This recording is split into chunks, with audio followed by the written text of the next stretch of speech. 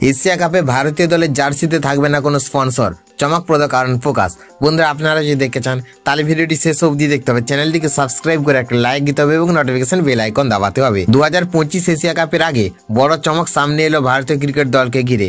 দীর্ঘদিন পর প্রথমবার দেখা যাবে স্পন্সরহীন ভারতীয় জার্সি। আসলে ড্রিম 11-এর সঙ্গে বিসিসিআইয়ের চুক্তি 2026 সাল পর্যন্ত থাকার কথা ছিল, যার আর্থিক মূল্য প্রায় 44 মিলিয়ন মার্কিন ডলার, প্রায় 358 কোটি টাকা। কিন্তু ভারতের অনলাইন রিয়েল মানি গেমিং নিষিদ্ধ হওয়ার পর ড্রিম 11 তাদের চুক্তি বাতিল করে দেয়। ফলে এশিয়া কাপের ঠিক আগে হঠাৎ স্পন্সর হারালো ভারতীয় দল। এদিকে বোর্ডও নতুন স্পন্সর খুঁজতে উদ্যোগী নিয়েছেন।